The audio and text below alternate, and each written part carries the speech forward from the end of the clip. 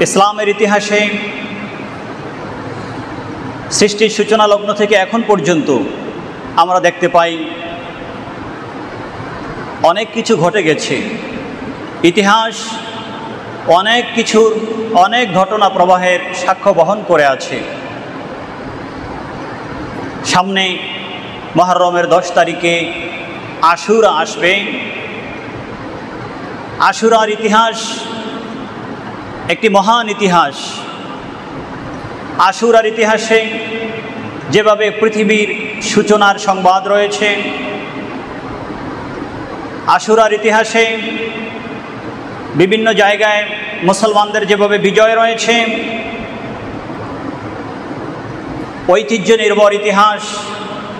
আশুরার ইতিহাস মুসলমানদের যেভাবে সুখের আনন্দের সাক্ষ্য বহন করে, ঠিক তেমনইভাবে মুসলমানদের জন্য বিষাদ, দুঃখ, বেদনার সাক্ষীও বহন করে। আমরা সময় মতো ইনশাআল্লাহ বিষয়গুলো নিয়ে আলোচনা করার চেষ্টা করব।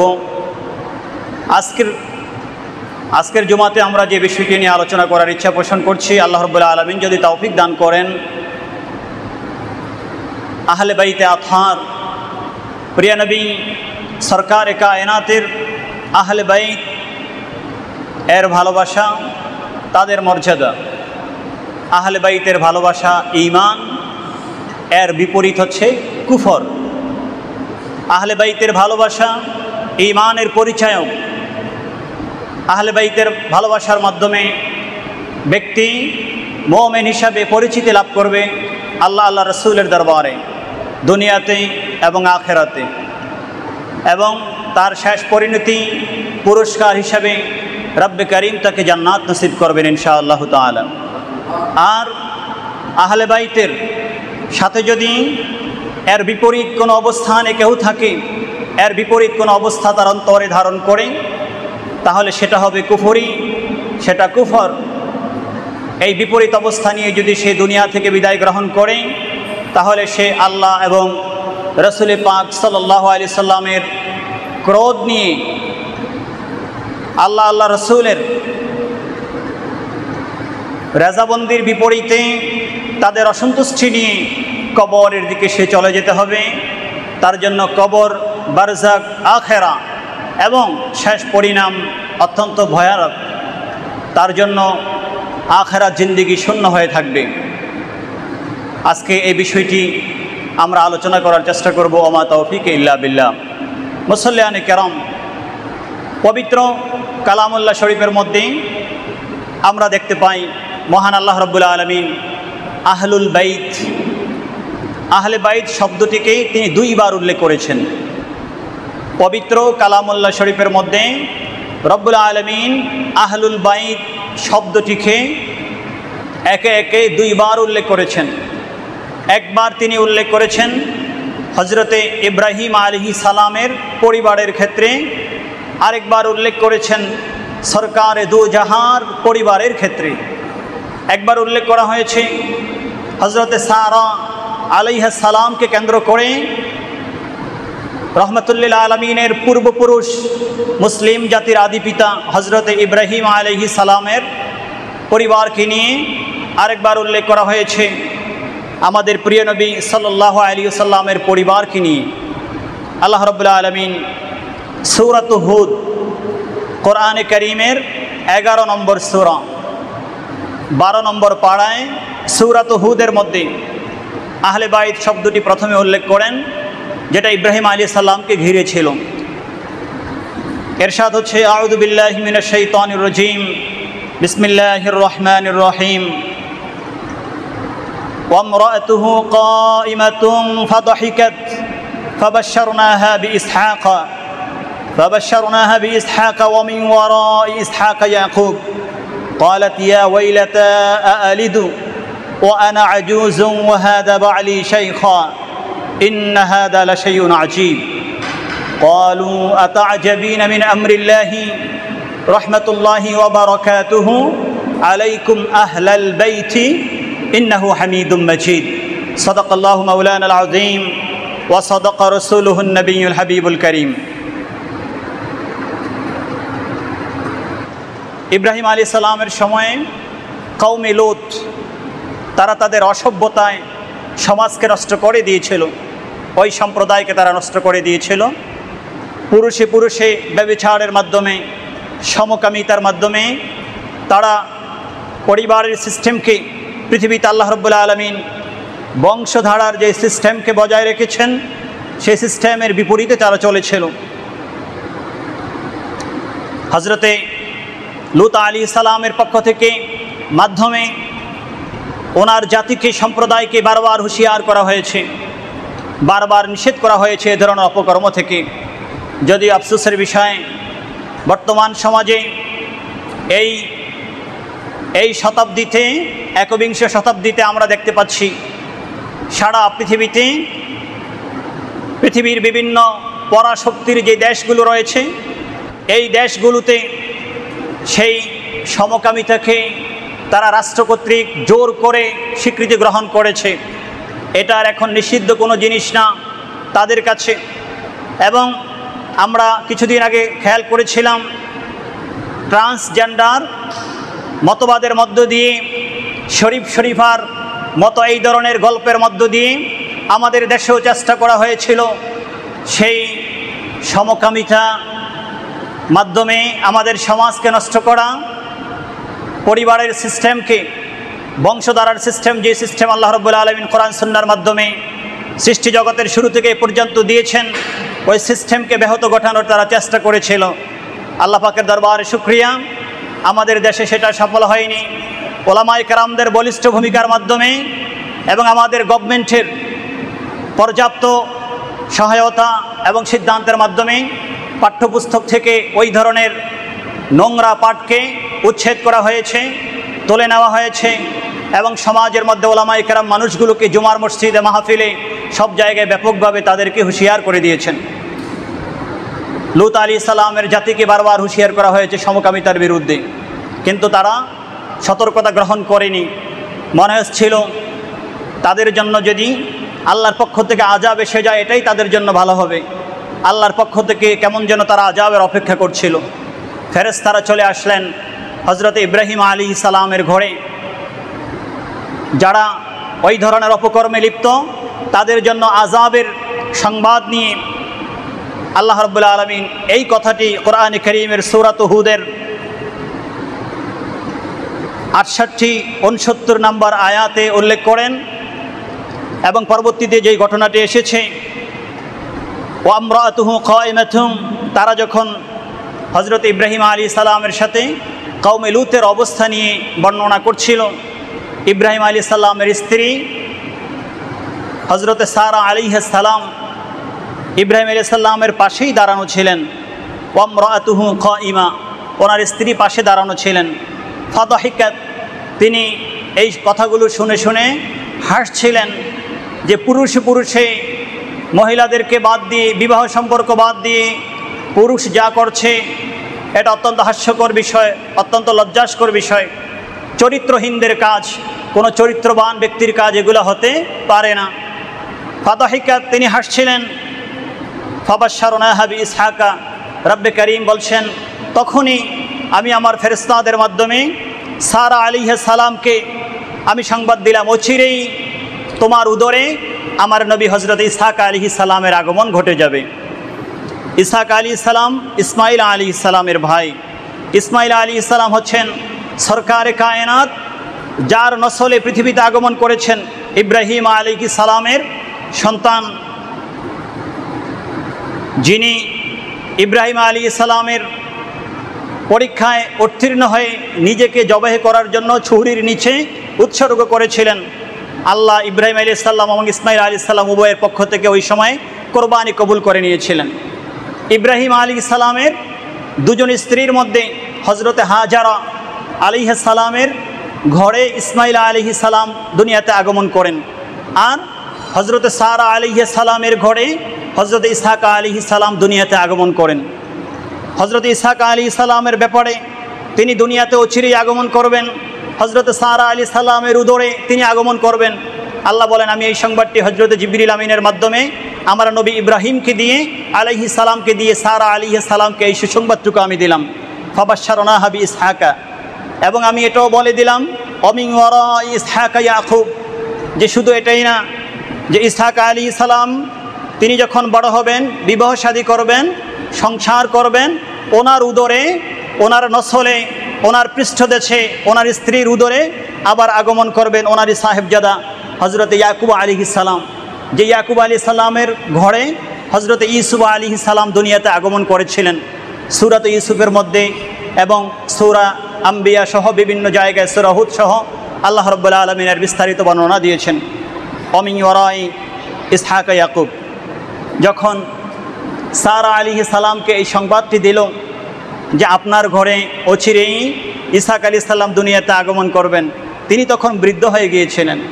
উনিও অনেক বয়সে পৌঁছে গেছেন এবং ওনার স্বামী হজরতে ইব্রাহিম আলাইহিস সালাম তিনিও অনেক বৃদ্ধ হয়ে গিয়েছেন। এজন্য তিনি বললেন খালাত, সারা আলাইহিস সালাম বলতে লাগলেন, আল্লাহর দরবারে আরজ করলেন, ইয়া আল্লাহ ইয়া ওয়াইলাতা আলিদু, যে হায় আফসোস, আমি কি সন্তান প্রসব করতে পারবো? ওয়ানা আজুজুন, আমি তো বৃদ্ধ হয়ে গেছি।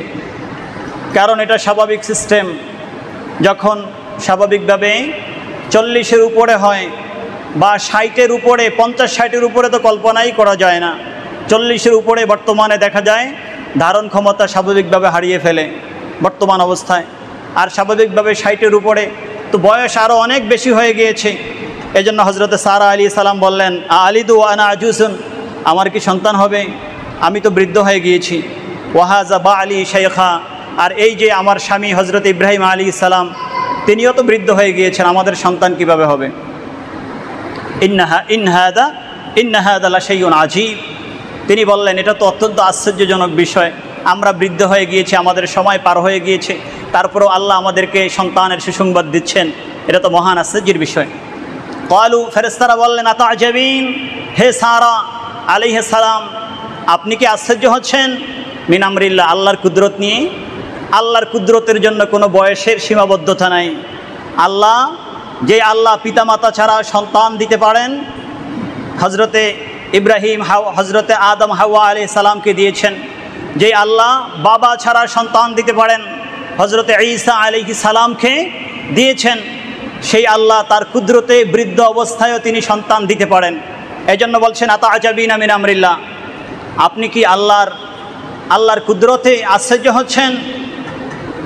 আল্লাহর কুদরতে কোনো অসম্ভব বলতে কিছু নেই।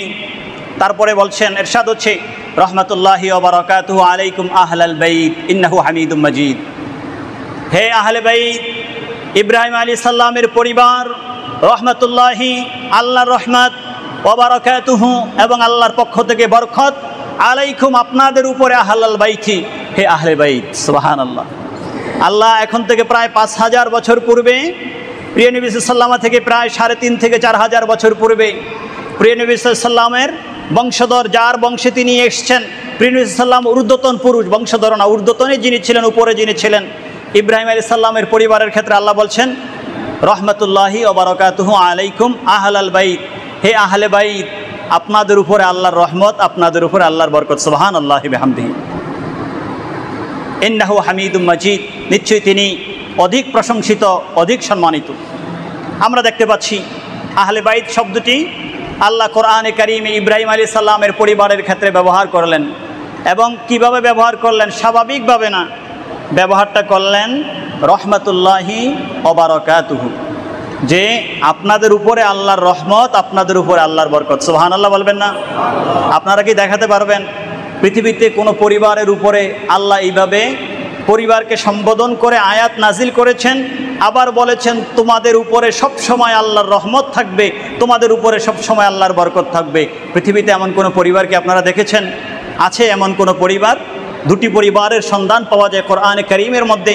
একটি পরিবার হচ্ছেন হজরতে সাইয়্যিদুনা ইব্রাহিম আলাইহিস সালামের, আরেকটি পরিবার হচ্ছেন সরকারে কায়নাতের। সুবহানাল্লাহ।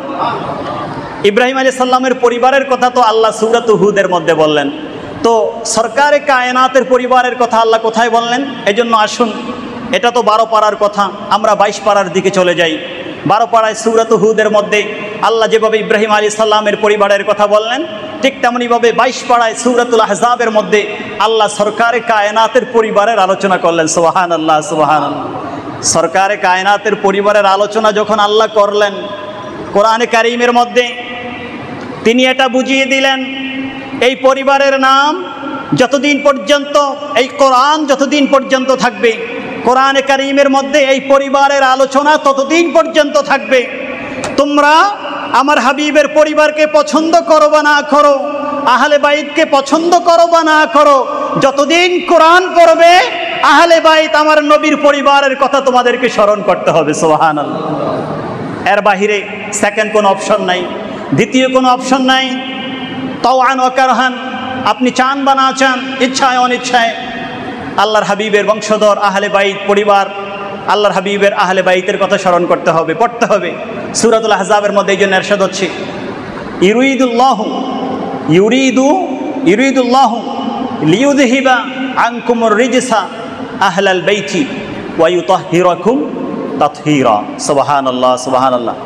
যে ইউরিদুল্লাহু, পৃথিবীর মানুষ শোনো, আল্লাহ চাচ্ছেন, আল্লাহ নিজে চাচ্ছেন, ইউরিদুল্লাহ আল্লাহ রাব্বুল আলামিন চাচ্ছেন, লিইউযহিবা আনকুমুর রিজসা, তিনি যেন দূর করে দেন, আনকুম আপনাদের থেকে, তোমাদের থেকে, আর রিজসা ময়লা, এখানে ময়লা বলছে যাহিরান বাতিনান, বিশেষ করে বাতিনি ময়লাকে বোঝানো হয়েছে, অর্থাৎ শিরক, কুফর, গুনাহ খাতা।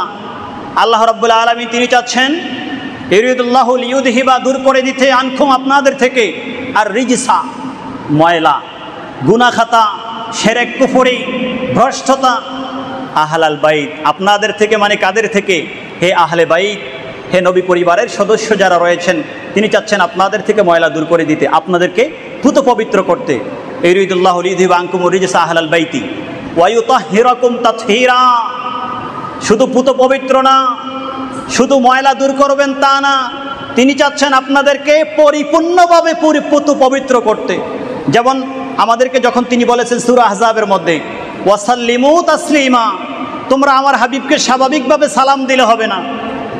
রাস্তায় যাচ্ছ, কোনো মুসলমানের সাথে দেখা হয়েছে, সালাম দিবে। যখন কারোর সাথে দেখা হয়েছে সালাম দিবে, সব ঠিক আছে, কিন্তু আমার হাবিবের উপরে সালামটা আলাদা হবে। আমার হাবিবের কাছে উপরে যখন সালাম দিবে, তাসলিমা, পরিপূর্ণ আদবের সাথে আমার হাবিবকে সালাম দিতে হবে। ওয়াসাল্লিমু তাসলিমা, পরিপূর্ণ আদব, আল্লাহ এই শব্দ যোগ করেছেন। সালাম দেওয়ার মতো দিতে হবে, এমনভাবে সালাম দিতে হবে যেন ওই সালামের সাথে আমার হাবিবের হক পরিপূর্ণভাবে আদায় হয়।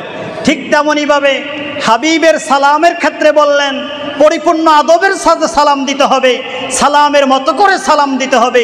আর যখন আল্লাহর হাবিবের পরিবারের কথা বললেন, তখন বললেন ওয়া ইউতাহহিরাকুম তাতহীরা, তিনি স্বাভাবিক পবিত্রতা চান না, বরং তিনি চান হাবিবগো আপনার পরিবারকে পবিত্র করার মতো পবিত্র করতে, আপনার পরিবারকে সর্বোচ্চ পবিত্র করতে স্বয়ং কুল কায়নাতের রব আল্লাহ চাচ্ছেন। এটা তিনি কোরআনে ঘোষণা করে দিয়েছেন। সুবহানাল্লাহ।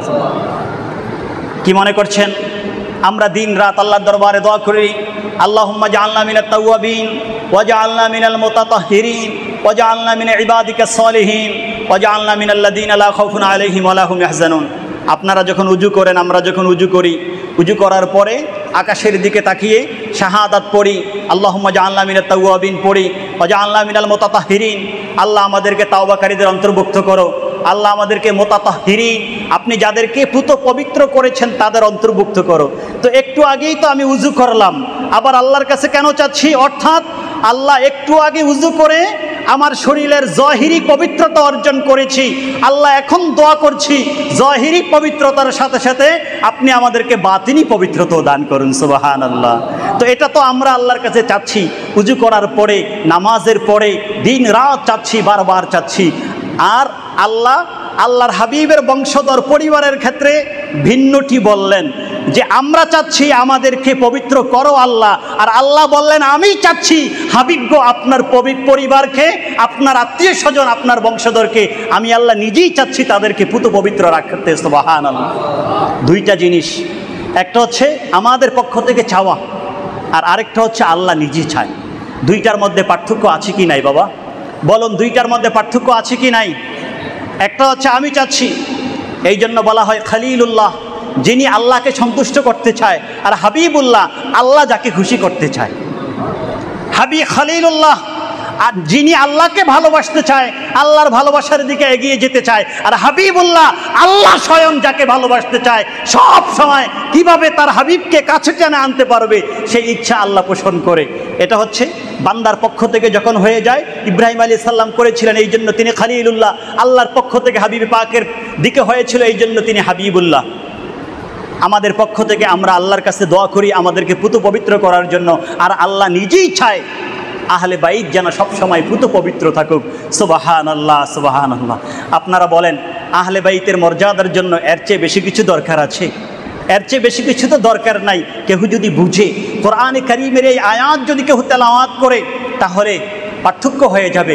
আহলে বাইতের সদস্যরা জীবনে আমার মতো না, আমার বাবা দাদার মতো না, আমার পরিবারের মতো না, আমার সন্তান সন্ততির মতো না, আমার স্ত্রী পুত্রের মতো না।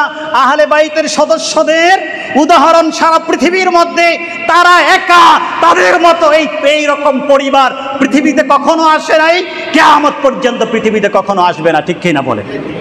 এটা কে বলেছে বাবা? এটা আল্লাহ কোরআনে বলে দিয়েছেন। ঠিক কিনা বলে?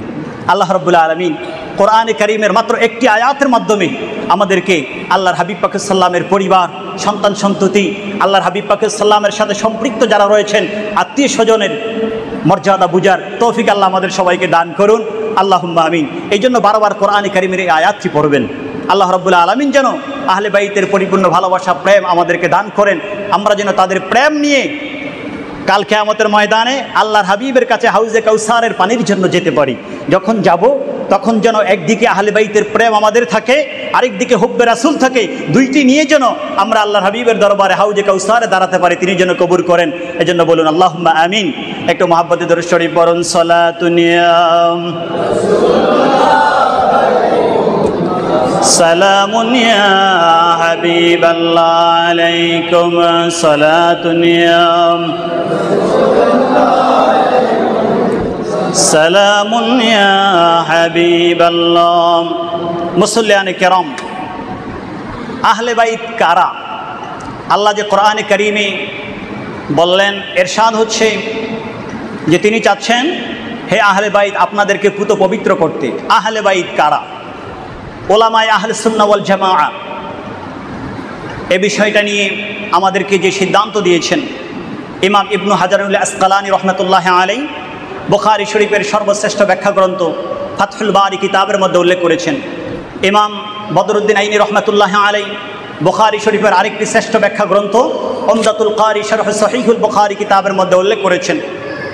ইমাম মুহাম্মদ বিন সালিহ আশ-শামী রহমতুল্লাহ আলাইহি সিরাতে পাকের উপরে প্রায় 300 কিতাবের সমন্বয়ে 13 খণ্ডে মাওসুআতুস সিরাতিন নববিয়্যাহ, প্রিয় নবী সাল্লাল্লাহু আলাইহি ওয়াসাল্লামের সিরাত বিশ্বকোষে মুহাম্মদ বিন সালিহ আশ-শামী রহমতুল্লাহ আলাইহি এই বিষয়টি তুলে ধরেছেন। আহলু বাইতিন নবিয়্যিল মুখতার নামক যত কিতাব রচিত হয়েছে, লেখকগণ তাদের স্ব স্ব কিতাবের মধ্যে উল্লেখ করেছেন, আহলে বাইত বলতে যত মতামত রয়েছে সবগুলো মিলালে যেই রেজাল্ট দাঁড়ায় সেটা হচ্ছে আহলে বাইত বলতে 3 শ্রেণীকে বোঝানো হয়। এক শ্রেণী হচ্ছে বানু হাশিম, আরেক শ্রেণী হচ্ছে আল আজওয়াজুল মুতাহহারাত, আরেক শ্রেণী হচ্ছে আওলাদুল হাবিবিল মুস্তাফা সাল্লাল্লাহু আলাইহি ওয়াসাল্লাম। প্রথম শ্রেণী হচ্ছে বানু হাশিম, প্রিয় নবী সাল্লাল্লাহু আলাইহি সাল্লামের পরদাদা। প্রিয় নবী সাল্লাল্লাহু আলাইহি সাল্লামের আব্বাজান হচ্ছেন হযরত খাজা আব্দুল্লাহ রাদিয়াল্লাহু তাআলা আনহু। প্রিয় নবী সাল্লাল্লাহু আলাইহি সাল্লামের দাদা হচ্ছেন হযরত খাজা আব্দুল মুত্তালিব রাদিয়াল্লাহু আনহু। প্রিয় নবী সাল্লাল্লাহু আলাইহি সাল্লামের পরদাদা অর্থাৎ যিনি খাজা আব্দুল মুত্তালিবের বাবা, তিনি হচ্ছেন খাজা হাশিম। হাশিম ওনার ঘরে যারা আসছেন আব্দুল মুত্তালিব, এবং তারপরে আবু তালেবের ঘরে হজরতে মৌলা আলী শের খোদা, হজরতে আকিল, হজরতে জাফর থেকে আরম্ভ করে যারা এসেছেন হাশেমের বংশে যারা এসেছেন, তাদের মধ্যে যারা মুসলমান হয়েছেন, ইসলামের মধ্যে ছিলেন, আল্লাহর হাবিবের পূর্বে দ্বীনে হানিফের মধ্যে ছিলেন, তারা হচ্ছে আহলে বাইত।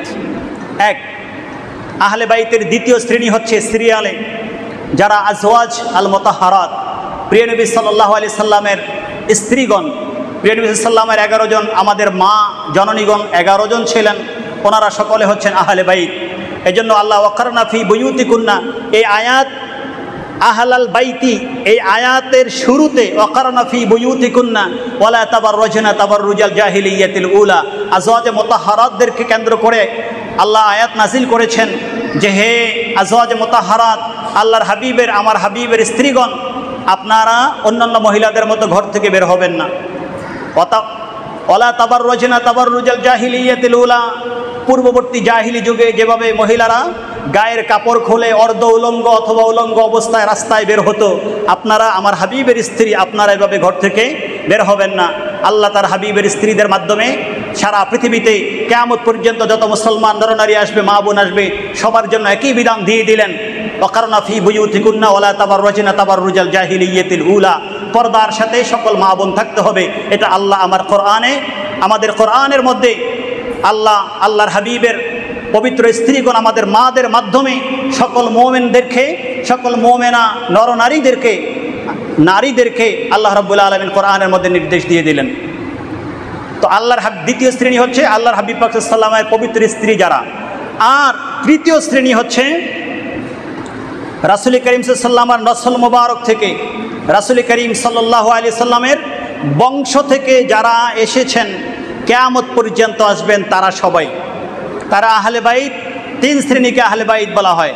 বানু হাশিম, রাসূল পাক সাল্লাল্লাহু আলাইহি ওয়াসাল্লামের পরদাদা খাজা আব্দুল মুত্তালিবের আব্বাজান, ওনার বংশে যারা দ্বীনে হানিফের উপরে ছিলেন, ওনার বংশে যারা এসেছেন তারা।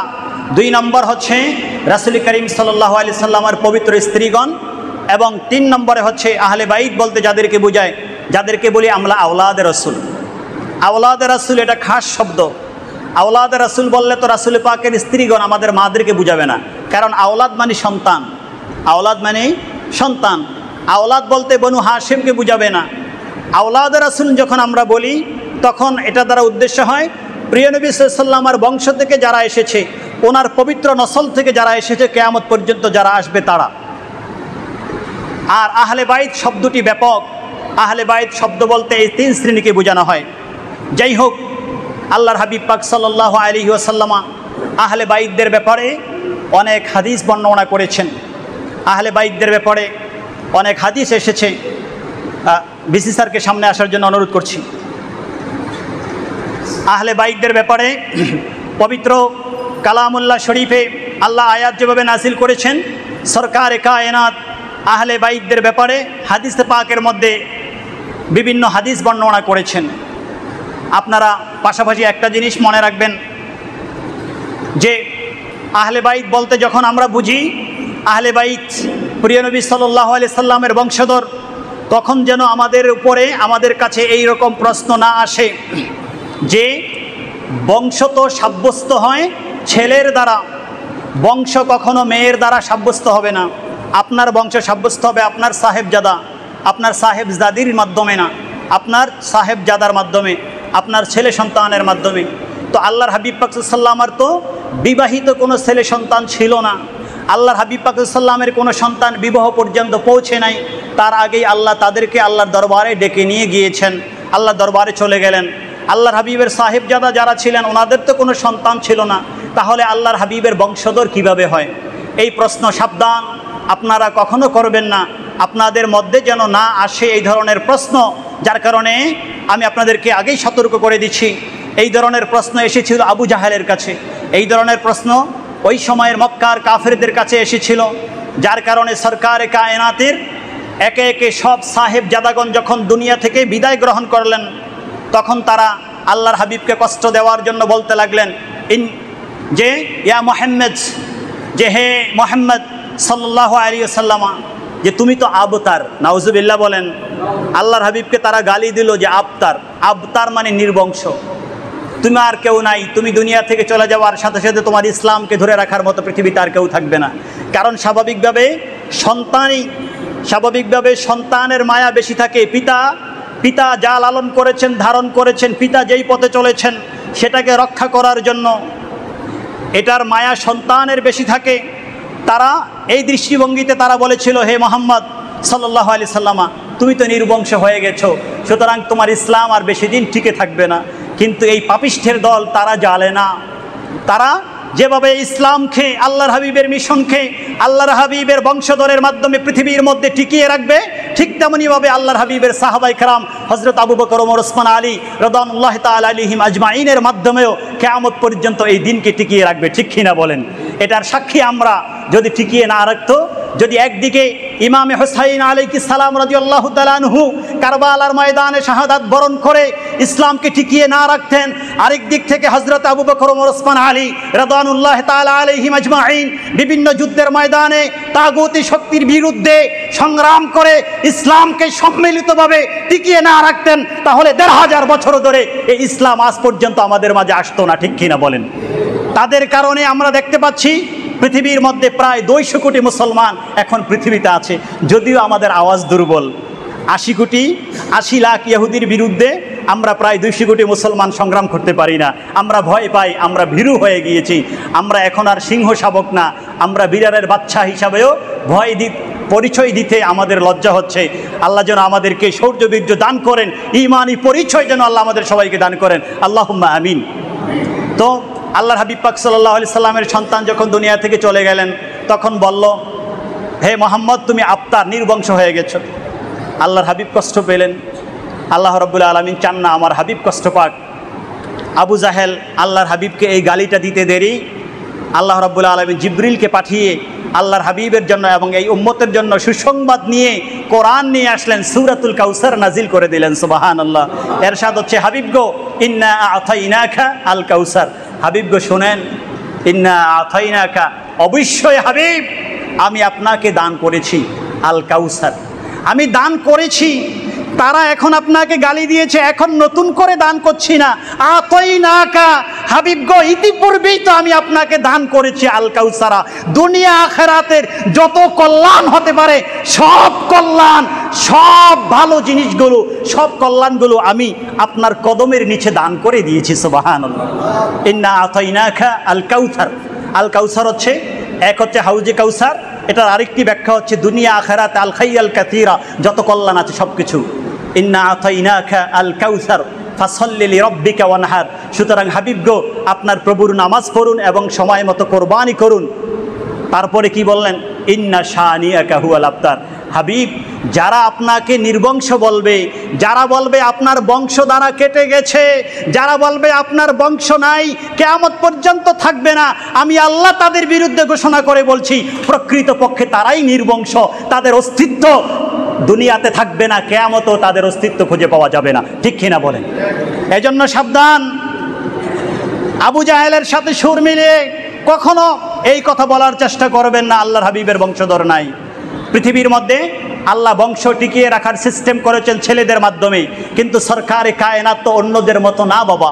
সরকারে কায়নাত তো আমার মতো না, সরকারে কায়নাত তো পৃথিবীর অন্য বাবার মতো না। সরকারে কায়নাত রহমাতুল্লিল আলামিন, তিনি তো তার মতো পৃথিবীতে কেউ নাই এবং আসবেও না। এই জন্য সব নমুনা আপনি সবার ক্ষেত্রে পাবেন, কিন্তু সব নমুনা সরকারে কায়নাতের সাথে আপনি মিলালে পারবেন না। বরং সরকারে কায়নাতকে আল্লাহ যেই মহান নেয়ামত দিয়েছেন, ওই মহান নেয়ামত থেকে অসংখ্য অগণিত নেয়ামত আপনি পৃথিবীর আর কারো মাঝে খুঁজে পাবেন। কি বলেন? আমি কি সত্য বলেছি না মিথ্যা বলেছি? কোরআন হাদিসে কি এটা আছে কি নাই? কোরআনে হাদিসে আছে। এই জন্য আল্লাহ বলেছেন, শোনো, ইন্না শানিয়াকা হুয়াল আবতার। বরং আপনাকে যারা নির্বংশ বলে তারাই নির্বংশ। আমি আপনার বংশধরকে যদিও ছেলেদের মাধ্যমে রাখি নাই, আপনার জন্য এটা স্পেশাল করে আমি দিয়েছি, আপনার বংশ সাব্যস্ত হবে আপনার কন্যাদের মাধ্যমে। সুবহানাল্লাহ বলেন। এই জন্য ইমাম জালালউদ্দিন সৈয়দী রহমতুল্লাহ আলাই তিনি যখন হাদিসে পাকের কিতাব লেখলেন, কিতাবের নাম দিলেন আল খাসাইসু আল কুবরা। সেই খাসাইসুল কুবরার মধ্যে আল্লাহর হাবিবের মহান মহান বিভিন্ন বৈশিষ্ট্যকে তিনি তুলে ধরেছেন। তার মধ্যে হাদিস দ্বারা প্রমাণ করেছেন আল্লাহ তার হাবিবকে যেই সকল বিশেষ বৈশিষ্ট্য দান করেছেন, তার মধ্যে অন্যতম একটি বৈশিষ্ট্য হচ্ছে আল্লাহ পৃথিবীর মধ্যে সিস্টেম করে দিয়েছেন ছেলেদের মাধ্যমে বংশ হবে, আর আল্লাহ তার হাবিবের ক্ষেত্রে বৈশিষ্ট্য আলাদা সিস্টেম করে দিয়েছেন, শুধু আমার হাবিবের বংশধর সাব্যস্ত হবে কন্যা সন্তানদের মাধ্যমে। এটা আমি আল্লাহ কোরআনে আমার হাবিবকে স্পেশাল সুযোগ করে দিয়েছি, আমার হাবিবের জন্য এটা স্পেশাল করে দিয়েছি। সুবহানাল্লাহ। এই জন্য ইহুদিরা যখন ইসলামকে নিয়ে কটাক্ষ করতে লাগলো, আল্লাহর হাবিবকে নিয়ে কটাক্ষ করতে লাগলো, আল্লাহর হাবিবকে যখন অত্যাচার করতে লাগলো, সাহাবায়ে কেরামদেরকে যখন অত্যাচার করতে লাগলো, শেষ পর্যন্ত আল্লাহর হাবিবকে আদেশ করলেন, ইয়া রাসূলুল্লাহ আপনি আজকে ফজর নামাজের পরে উন্মুক্ত ময়দানে চলে যাবেন। ইয়া রাসূলুল্লাহ, উন্মুক্ত ময়দানে গিয়ে আপনি তাদেরকে বলবেন, এভাবে বলেন, নাদউ আবনাআনা ওয়া আবনাআকুম ওয়া নিসাআনা ওয়া নিসাআকুম সুম্মা নাবতাহিল ফানাজআল লা'নাতাল্লাহি। আল্লাহ বলছেন আপনি ডাকেন, আপনি এভাবে বলেন যে আমরা ডাকছি আবনাআনা, আমাদের সন্তানদেরকে, ও আবনাআকুম, তোমাদের সন্তানদেরকে। অর্থাৎ আসো মাঠের মধ্যে, খোলা আকাশের নিচে আসো, আমি আমার সন্তানদেরকে নিয়ে আসছি, তোমরা তোমার সন্তানদের নিয়ে আসো, আমি আমার স্ত্রীদেরকে নিয়ে আসছি, তোমরা তোমাদের স্ত্রীদেরকে নিয়ে আসো, তারপরে আমরা মুবাহালা করব। আমি যদি সত্যের পক্ষে থাকি তাহলে আল্লাহর বিশেষ রহমত আমার উপরে এখনই নাজিল হবে, আর যদি তোমরা থাকো তোমাদের উপরে নাজিল হবে, আর যদি সত্যের পথে তোমরা না থাকো তাহলে আল্লাহর গজব এসে, যে মিথ্যা দাবি করবে তার উপরে আল্লাহর গজব এসে ধ্বংস হয়ে যাবে। আল্লাহর হাবিব যখন আহ্বান করলেন, ইহুদিরা সাহস করে নাই। ইহুদি পণ্ডিতরা, ওই সময়ের ইহুদি পণ্ডিতরা তাদেরকে সাবধান করেছে, শোনো শোনো, আখিরি জামানার পয়গম্বর মুহাম্মদুর রাসূলুল্লাহ সাল্লাল্লাহু আলাইহি সাল্লামের ব্যাপার সাল্লাল্লাহু সাল্লামের বিষয় আমরা তাওরাতের মধ্যে পড়েছি, ইনজিলের মধ্যে, বিভিন্ন কিতাবের মধ্যে এসেছে, তিনি সত্য নবী, তাতে কোনো সন্দেহ নাই। তোমরা তাকে মানবে না, আবার তার বিরুদ্ধে মোবাহালা করার জন্য ময়দানে উপস্থিত হবে। মনে রাখবে, যেই মাত্র তার বিরুদ্ধে ময়দানে উপস্থিত হবে, সরাসরি সে যখন তোমাদের বিরুদ্ধে বদদোয়া করবে, আকাশ থেকে সরাসরি তোমাদের উপরে গজব নাজিল হয়ে তোমরা সমূলে ধ্বংস হয়ে যাবে। ইহুদিদেরকে তাদের পণ্ডিতরা হুঁশিয়ার করছেন, তারাও জানতেন, কিন্তু কি করবে, তাদের হিংসা, আল্লাহর হাবিবকে মানবে না, তারা কপাল পরা, আল্লাহর হাবিবের গোলামি তারা করতে চায় না, আল্লাহর হাবিবের উম্মত তারা হতে চায় না। তারপরে তাদেরকে সতর্ক করেছে, এই জন্য তারা আসে নাই। ইসলাম তো সবসময় বিজিত অবস্থায় ছিল, এখনও আছে, সামনেও থাকবে। যার কারণে সূরাতুন নসর নাজিল করে আল্লাহ তো বলে দিয়েছেন, ইদা জাআ নাসরুল্লাহি ওয়াল ফাত ওয়া রাআইতান নাসা ইয়াদখুলুনা ফি দীনিল্লাহি আফওয়াজা ফাসাব্বিহ বিহামদি রাব্বিকা ওয়াস্তাগফির ইন্নাহু কানা তাওয়াবা। হাবিব গো, আপনি দেখবেন আফওয়াজা, দলে দলে দলে দলে কিয়ামত পর্যন্ত মানুষগুলো ইসলামের মধ্যে আপনার কদম মুবারকের গোলামি করার জন্য, আমি আল্লাহর দ্বীনকে পালন করার জন্য ইসলামের মধ্যে দলে দলে মানুষগুলো প্রবেশ করবে। আল্লাহ কোরআন নাজিল করেছেন। এখন কি হচ্ছে কি হচ্ছে না?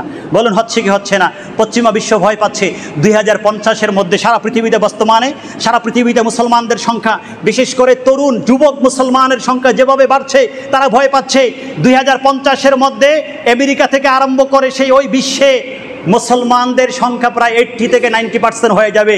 ওই সময়ে ইসলাম অমুসলিমদের সংখ্যা, ইহুদি খ্রিস্টানদের সংখ্যা দিনের পর দিন কমতে থাকবে। তারা জরিপ করে দেখলেন 2050-এর মধ্যে সারা পৃথিবীতে মুসলমানদের সংখ্যা অনেক বেশি হয়ে যাবে। মুসলমান অন্যান্য জাতির উপরে 2050-এর মধ্যে সংখ্যাগরিষ্ঠতার ভিত্তিতে তারা অচিরে আধিপত্য বিস্তার করতে আরম্ভ করবে। যার কারণে এত ষড়যন্ত্র, এত কিছু মুসলমানদের বিপরীতে করছে, কিন্তু কোনো লাভ নাই, কোনো লাভ নাই। আমার আল্লাহ বলছেন, ওরা আইতান নাসা ইয়াদখুলুনা ফি দীনিল্লাহি আফওয়াজা। হাবিব গো, আপনি দেখবেন দলে দলে দলে দলে কিয়ামত পর্যন্ত মানুষগুলো শুধু ইসলামের মধ্যে প্রবেশ করতে থাকবে। ঠিক কি না বলেন? এটা দেখতে পাচ্ছি কি পাচ্ছি না? আমার আল্লাহ এই সুসংবাদ দিয়েছেন। আল্লাহ যেন এই ধারাকে প্রবাহিত রাখেন, এবং আমরা যারা মুসলমান রয়েছি, ঈমানের নিয়ামতকে গ্রহণ করে প্রকৃত সাচ্চা মুসলমান হিসাবে, পাক্কা ঈমানদার হিসাবে, আল্লাহ আল্লাহ রসুলের প্রকৃত গোলামি করে, আহলে বাইতদের প্রেমকে প্রকৃতভাবে ধারণ করে আমরা যেন হোসাইনি মুসলমান হয়ে, হোসাইনি পতাকাকে হাতের মধ্যে রেখে আমরাও যেন এগিয়ে যেতে পারি। আমাদের বংশধর যারা আসবে কিয়ামত পর্যন্ত যেন তারা সবাই এই রাস্তায় থাকতে পারে। আল্লাহ যেন সবাইকে কবুল করেন। সকলে বলুন আল্লাহুম্মা আমিন। একটু মহাব্বতে দরুদ শরীফ পড়ুন। আল্লাহুম্মা